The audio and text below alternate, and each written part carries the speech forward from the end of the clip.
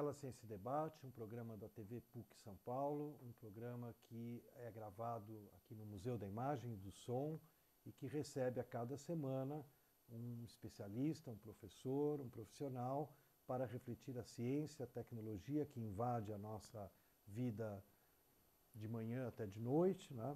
Já invadia antes, agora com as redes sociais e os celulares invade ainda mais. E hoje nós temos uma convidada que não é professora da PUC, como muitas vezes acontece no Nova Estela, mas que eu tenho certeza que vai nos esclarecer ou pelo menos complicar mais sobre tudo que está acontecendo nesse mundo das redes sociais. Rosana Herman, bem-vinda. Obrigada. Rosana foi minha colega na física, mas como eu, né, não seguiu uma carreira linear aí da ciência, né? E foi para o jornalismo muito cedo, né, Rosana? Acho que poucos anos depois eu já te encontrei no mundo. Ela já me entrevistou pelo Prêmio Jabuti, alguns anos atrás, e agora a gente inverte os papéis aqui. Você vem para o Nova Estela, e eu queria começar hoje conversando contigo sobre o Twitter, né? Afinal de contas, você foi uma das tuiteiras aí que começou no Brasil, e eu queria que você contasse pra gente como é que foi essa tua entrada nesse mundo, se era planejado, se foi sem querer. Aliás, eu fui até recentemente acionista. Eu comprei ações do Twitter de tanto que eu gosto. É Há mesmo? pouco Já tempo, valorizaram?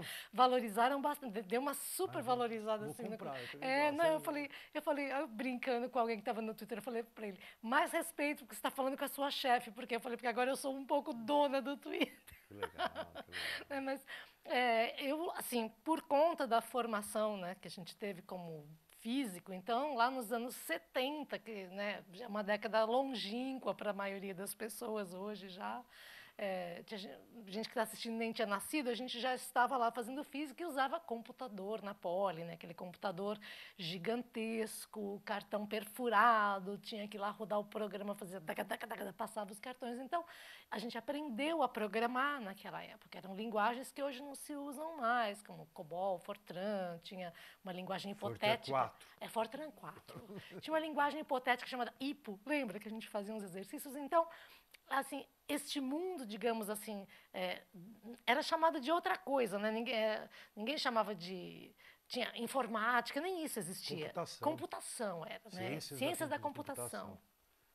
Então, aquilo, durante um tempo, quando eu saí da física, não serviu mais para nada. Quer dizer, eu aplicava nos meus textos assim, jornalísticos, enfim, os algoritmos que a gente aprendeu a fazer. Né? Que algoritmo é um esqueleto de um raciocínio. Então, eu aplicava aquelas coisas na minha vida particular, mas não existia nada. Quando surgiu o computador pessoal, eu falei, pera um pouquinho, mas isso aqui para mim vai ser muito simples, vai ser fácil, porque né, um passo além ficou um hiato.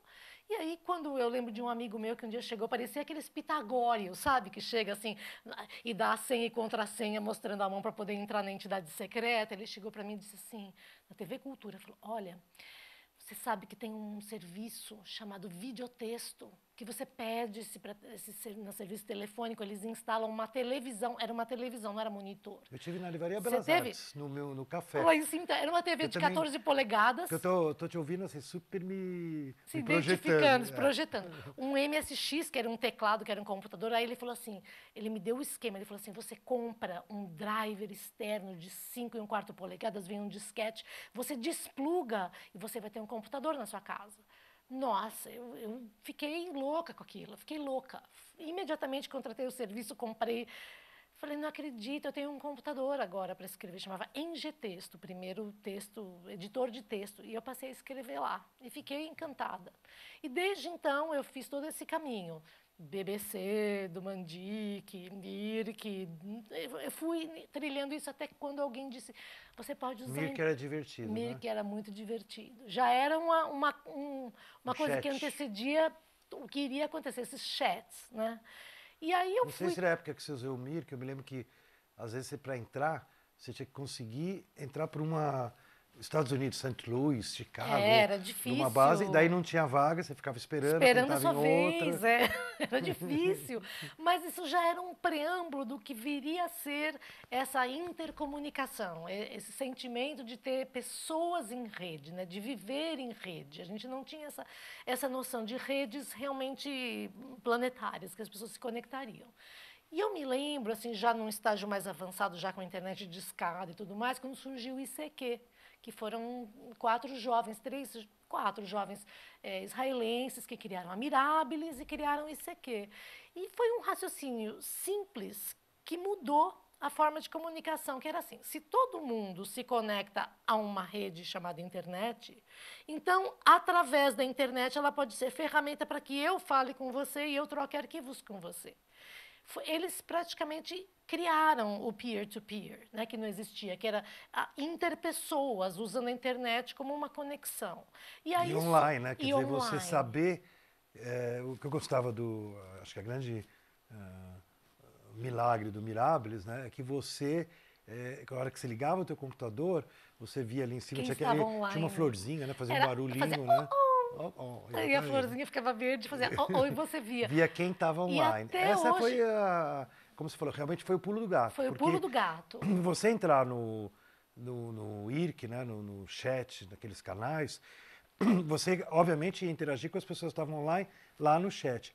O ICQ, na verdade, o que ele introduz é você saber quem da tua tribo está ligada. Isso foi a diferença. E ele tinha um diretório que equivalia à lista telefônica, né, de você procurar as pessoas, que até hoje você não tem nada tão bom para você pesquisar. Você entrava lá e dizia assim, eu me lembro que eu procurei uma vez, eu já trabalhava isso em 98, eu trabalhava já em jornalismo, eu era uma das âncoras de um jornal ao vivo, diário, de 2 horas na TV, uma coisa assim, importante para mim. E aí eu vi aquelas notícias internacionais e eu falava, mas quem é que se importa, né, que teve um terremoto em Ankara e todo dia eu tinha que noticiar, morrem 2.000 pessoas, agora sobe para 3.000, sobe para 4.000. Eu falava, as pessoas nem sabem onde fica Ankara, né? Elas nem se importam com isso. Eu falei, a gente tem que humanizar essa notícia. E eu me lembro, isso 98, 99, Zé. Eu entrei no ICQ e fiz uma busca. Quem é que está em Ankara, que fala português ou inglês? Achei 4 pessoas, das 4 eu entrei em contato, uma me respondeu, um brasileiro em Ankara. E todo dia eu ia para lá, de manhã, levar a notícia com a visão desta pessoa. E isso mudou completamente a relação com a notícia. Eu dizia, gente, o Eduardo falou comigo ontem à noite pelo ICQ, e eu vou ler o relato dele. E ele dizia, você sabe o que é você entrar num carro com a sua família para fugir de um terremoto? E todo mundo fechar a porta do carro e olhar um para o outro e falar, nós vamos para onde? E começar a chorar porque não tem para onde ir.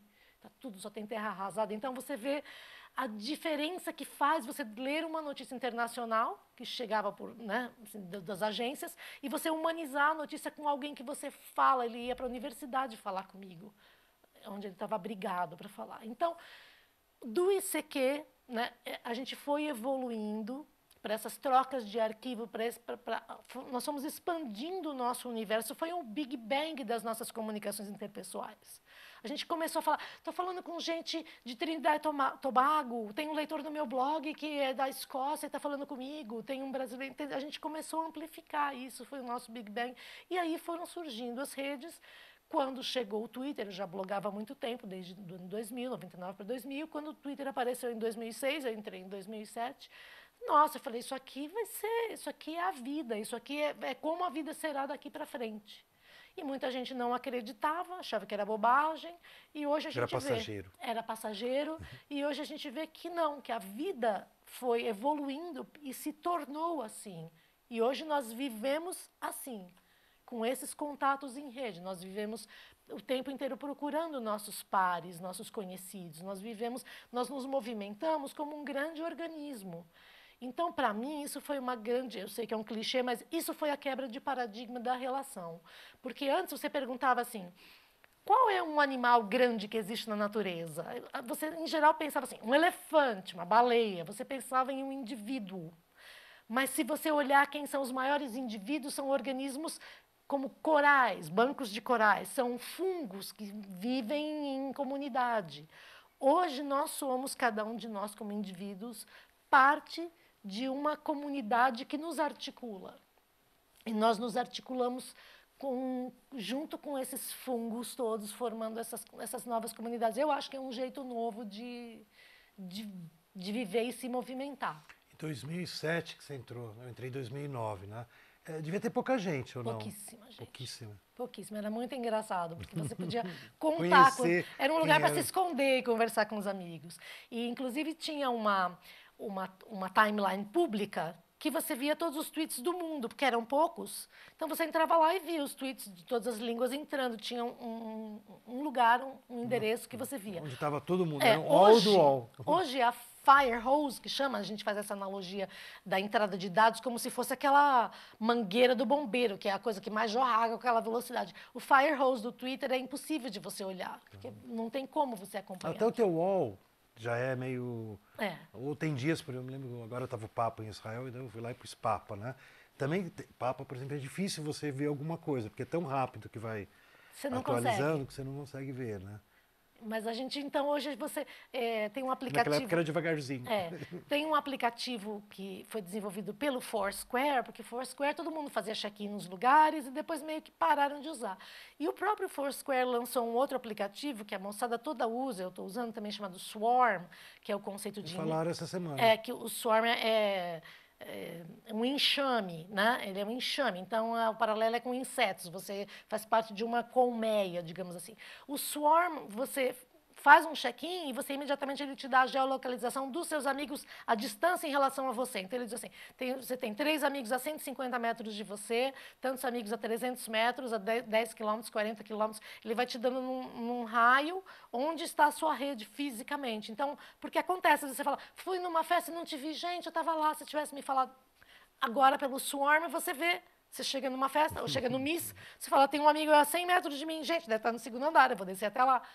Então, é isso, nós nos articulamos e nós, assim, através do reconhecimento do encontro, através dos aplicativos, desses nossos pares, das nossas redes. E daí você entrou e profissionalmente isso foi alterando? Nossa, isso mudou totalmente. Boa parte das coisas bacanas que eu fiz foram através do Twitter, através dessas redes. Quando que você entrou no R7 para Rosana? Em 2009. Eu não te apresentei direito. Rosana, então, depois de uma longa experiência por muita emissora de TV e tal, você acabou ancorando no R7. Eu trabalhei em todas as emissoras. É o portal da Record. Digital, que está o tempo todo sendo atualizado. Né? Isso.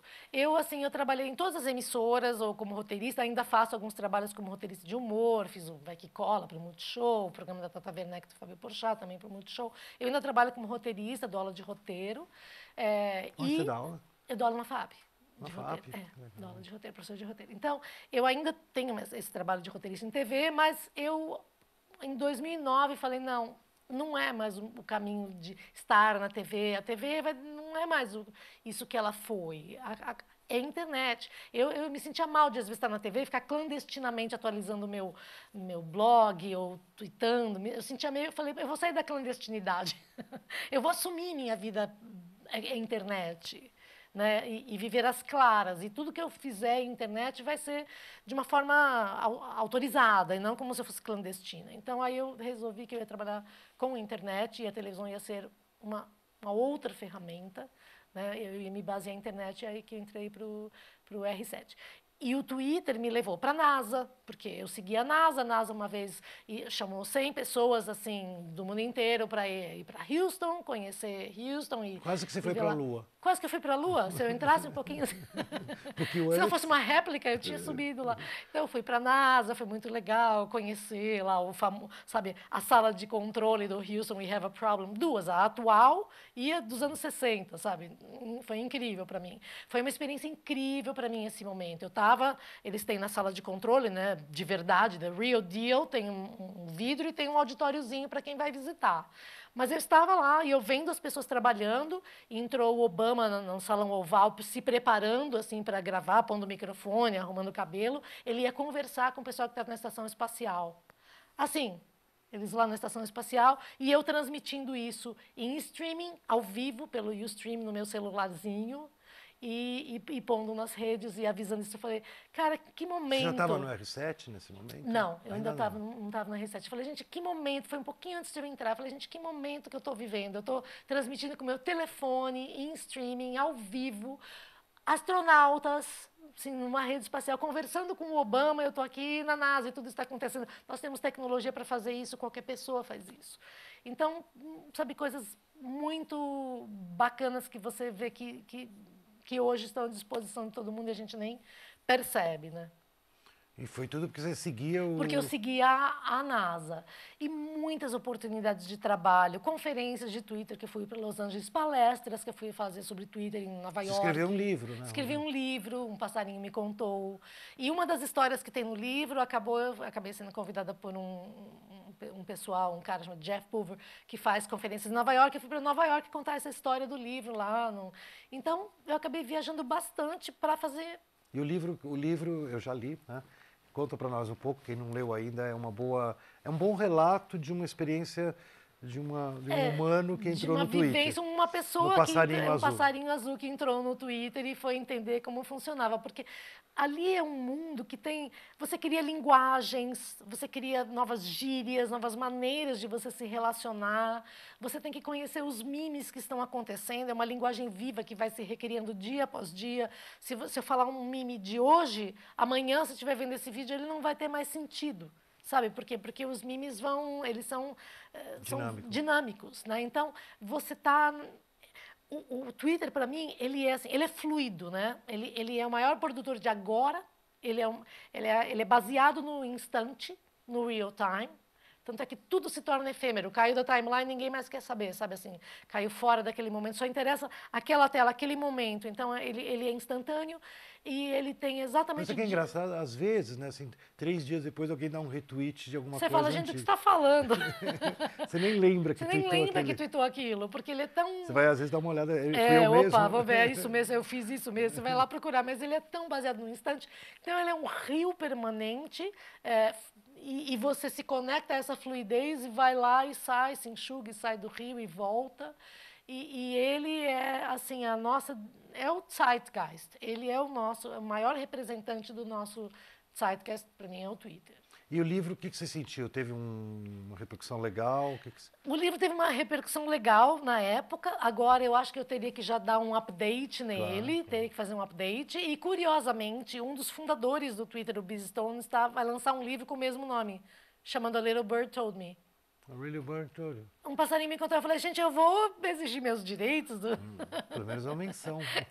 Assim, uma menção, mas enfim, curioso. Então, e hoje o Twitter está me ajudando, assim, eu preparo palestras. Alguém lançou um livro, deve até vir aqui no Nova Estela, é a Poliana Ferrari, professora da USP. Isso, eu tenho o livro dela, muito sim. E ela cita lá no meio que a frase juntos e misturados e juntos, uma frase que fala, que eu que falei. Tudo junto e misturado, é? Tudo junto e misturado. Eu não sei se falei exatamente isso. Em algum momento eu falei e depois virou, né, uma frase que exprime um pouco tudo que está acontecendo. Né? Porque a gente passou, nós não sabíamos que tínhamos essa capacidade, não só multitarefa, mas assim, a gente hoje trabalha multi-abas, mas eu acho que nós adquirimos uma capacidade, ou desenvolvemos uma capacidade de trabalhar em multi-abas temporais.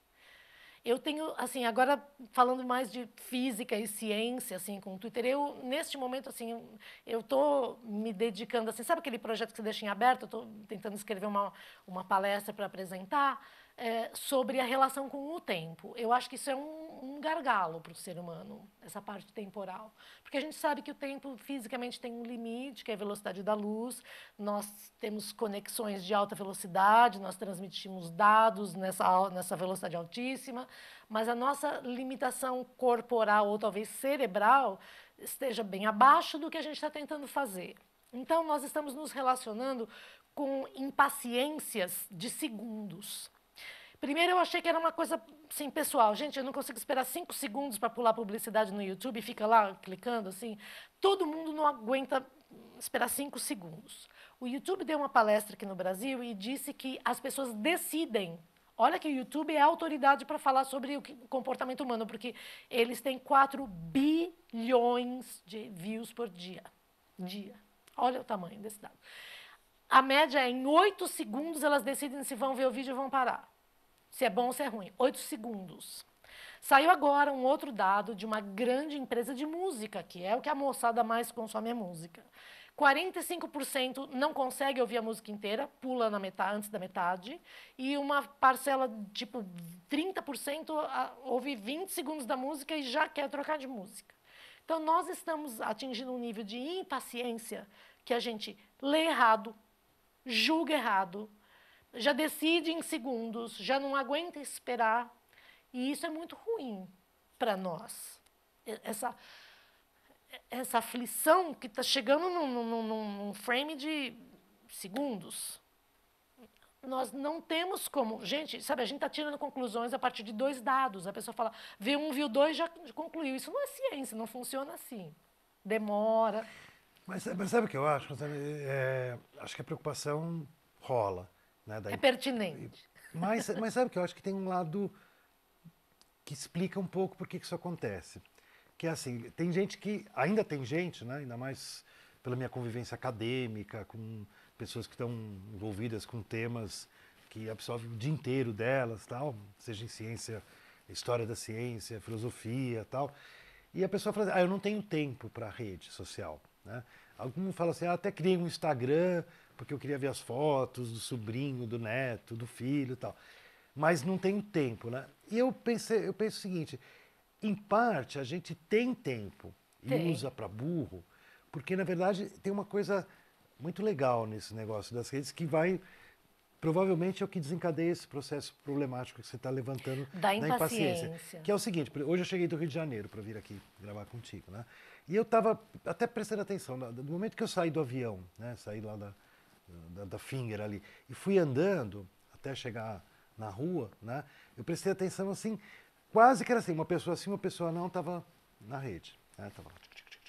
Você olhava assim, era Face, Twitter, Instagram, sei lá o diabo, que tá todo mundo uma coisa, muita gente digitando uma resposta para uma pergunta ou um comentário. Então, na verdade, você percebe o seguinte, o tempo que as pessoas têm de espera, o aeroporto é típico, né? Eu sempre tenho uma frase que eu adoro repetir, que é, no aeroporto o tempo não voa. No aeroporto o tempo não voa. Então, as pessoas estão ali esperando, né? Porque até você sabe que na ampliação dos aeroportos para a Copa, uma das ampliações não é ampliação nenhuma. Simplesmente aquele corredor que você fazia quando você descia do avião para ir até a saída, ele era fechado. Agora é aberto. Agora é aberto porque a área foi aumentada. A área mais tem uma sensação de ampliação. Que ampliação, né? Então, Congonhas aconteceu isso, Rio de Janeiro aconteceu isso, Santos Dumont. Você não anda mais só separado do resto. Você já se mistura com quem está embarcando, né? Então, claro, quem está embarcando é o tempo que não voa, porque é aquele tempo que fica ali. Só que as pessoas, você percebe assim, cada vez mais está todo mundo aproveitando aquele tempo na rede. Sim. Esse aproveitar, isso que eu queria te falar, quanta coisa você faz dentro da rede? Não, isso sem dúvida. Em poucos minutos. Mas é que às vezes em 1 minuto. Na verdade, estou falando da velocidade, esse aproveitamento do tempo dentro de um intervalo, porque aí é um intervalo, você tem a hora do embarque e tem esse momento. Então, você tem disponível aquela fatia de tempo para você aproveitar. É maravilhoso.